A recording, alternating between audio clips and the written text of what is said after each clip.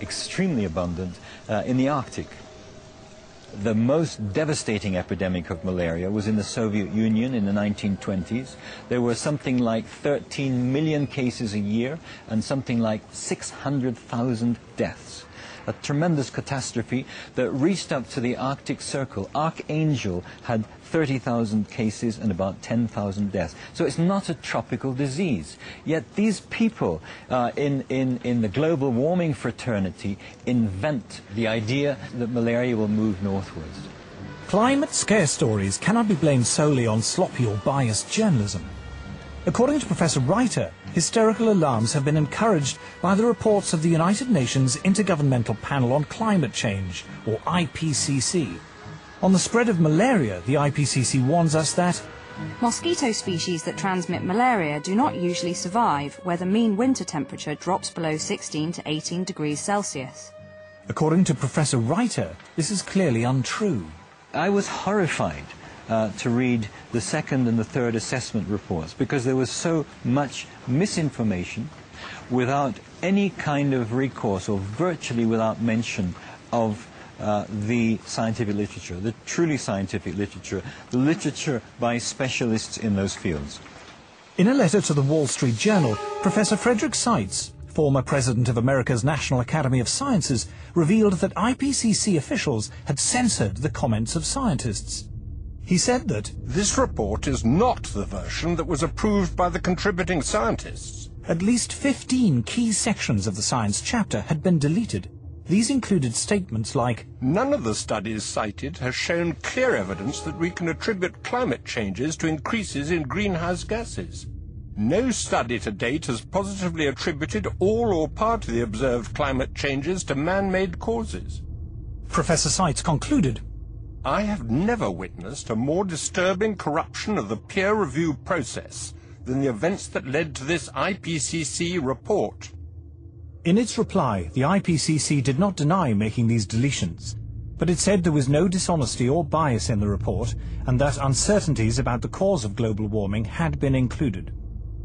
The changes had been made, it said, in response to comments from governments, individual scientists and non-governmental organizations. When I resigned from the IPCC, I thought that was the end of it. But when I saw the final draft, my name was still there, so I asked for it to be removed. Well, they told me that I had contributed, so it would remain there. So I said, no, I haven't contributed, because they haven't listened to anything I've said. So in the end, it was quite a battle. But finally, I threatened legal action against them, and they removed my name. And I think this happens a great deal. Those people who are specialists but don't agree with the polemic and resign, and there have been a number that I know of, they are simply put on the author list and become part of this 2,500 of the world's top scientists. Research relating to man-made global warming is now one of the best-funded areas of science. The US government alone spends more than $4 billion a year. According to NASA climatologist Roy Spencer, scientists who speak out against man-made global warming have a lot to lose. It's generally harder to get research proposals funded because of the stands that we've taken publicly. And you'll find very few of us that are willing to take a public stand because it does cut into their research funding. It is a common prejudice that scientists who do not agree with the theory of man-made global warming must be being paid by private industry to tell lies. I get it all the time. You must be in the pay of the multinationals. Sadly, like most of the scientists you'll talk to, I haven't seen a penny from the multinationals. I'm always accused of being paid by the oil and gas companies. I've never received a nickel from the oil and gas companies. I joke about I wish they would pay me, then I could afford their product. Whenever anybody says that I'm in the pay of an oil company, I say my bank manager would wish. There is almost no private sector investment in climatology, and yet to be involved in any research project which involves an industry grant, no matter how small, can spell ruin to a scientist's reputation. Modern technology fueled by greenhouse gases. Patrick Michaels is Professor of Environmental Sciences at the University of Virginia.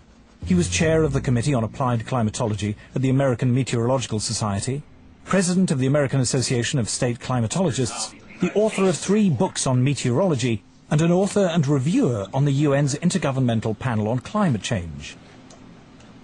But when he conducted research which was part funded by the coal industry, he found himself among those under attack from climate campaigners.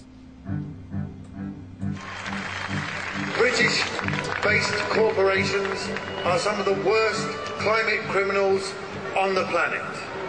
Shell is based in the UK, right here in London. We have the right and the duty to take it back into public ownership, dismantle it, break it up, and send its managers to rehabilitation training. But reasoned debate is not the only casualty in the global warming alarm. As international public policy bears down on industrial emissions of carbon dioxide, the developing world is coming under intense pressure not to develop. I'm no expert on climate change, I'm no scientist, and what I'm going to say next is a great big turn-off. It's just that. Turn it off! Anything you don't need, you're not using, it's easier than you think to make a difference. Delegates from around the world are flying into Nairobi for a conference sponsored by the UN to talk about global warming.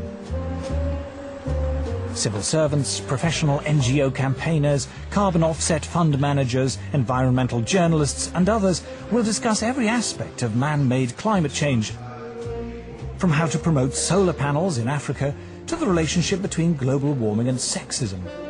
The conference lasts 10 days. The number of delegates exceeds 6,000. The billions of dollars invested in climate science means there is a huge constituency of people dependent upon those dollars. And they will want to see that carry forward. It happens in any bureaucracy. Where I live, we have a local council global warming officer. There's a huge tail out there of people who have, in one way or another, been recruited to join this particular bandwagon. Anybody who stands up and says, hey, wait a minute, let's look at this coolly and rationally and carefully and see actually how much merit, how much this stands up, they will be ostracized. Scientists, accustomed to the relative civility and obscurity of academic life, suddenly find themselves publicly attacked if they dare to challenge the theory of man-made global warming, vilified by campaign groups and even within their own universities. It's the old English saying, if you stand up in the coconut shy, they're going to throw at you. So I understand that there's going to be some of that, but it gets pretty difficult and pretty nasty and very personal. And there have been, death threats and all sorts of things. And so I'm not doing it for my health.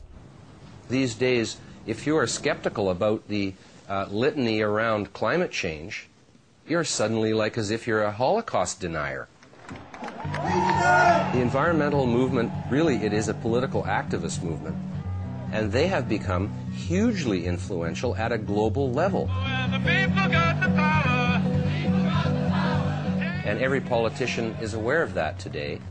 Whether you're on the left, in the middle, or the right, you have to pay homage to the environment. In the past month,